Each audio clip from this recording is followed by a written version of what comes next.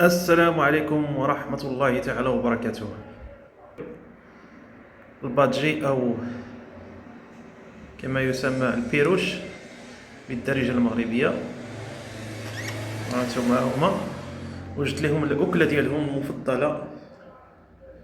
هنا كاين الخبز يابس كما كتشوفوا، الخبز يابس.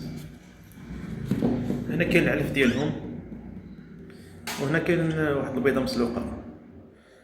انا دابا غادي نحط لهم هاد الماكله هادو، غادي نحط لهم هاد الماكله وغادي نشوف شكون اشنا هي الماكله اللي غادي ياكلوا الاولى. واش غادي يمشيو عند الخبز ولا نمشيو عند العلف ديالهم ولا نمشيو عند البيض؟ يلا نتوما تشوفوا معايا. الناس اللي كيربيو البيروش حتى هما باش يعرفوا شنو غادي يبقاو يعطيو ليهم. بحال البيض كتعطي لهم واحد المره في السيمانه. العلف انا كنعطيه لهم ديما. الخبز حتى هو جوج المرات في السيمانه كنعطيه لهم. هانتوما المهم العلف خص يكون عندهم ديما. المهم دابا غادي نعطي لهم ونشوفوا. هانتوما اخواني كما تشاهدوا، حطيت لهم العلف وحطيت لهم البيض، حطيت لهم الخبز. هما دابا راه كيشوفوا في الماكله، نشوفوا شنو غادي يسبقوا، فين غادي يهبطوا ياكلوا. هانتوما كما كتشوفوا دابا باقيين مخلوعين، نصبروا معاهم واحد شويه ونشوفوا واش غادي يجيو عند الزرع، عند العلف ديالهم او البيض او الخبز.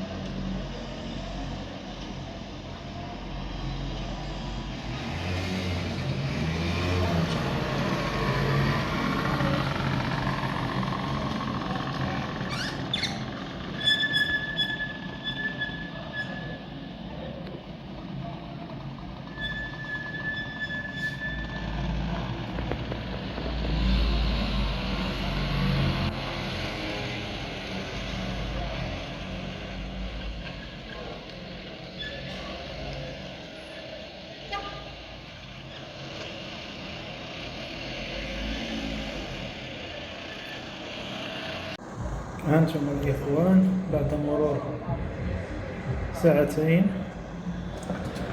هانتوما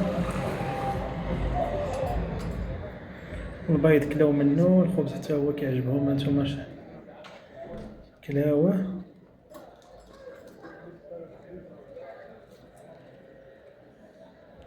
هانتوما كيف ما كتشوفوا. حيت انا ما قديتش نصورهم مباشرة حيت كيخافوا. هانتوما كيف ما كتشوفوا تقريبا الخبز كاع كلاوه والبيض حتى هو. المهم هذه هي الأكلة ديالهم، ديال البيروش، شويه ديال الخضره وشويه ديال الديسير، كاع داكشي كيعجبهم.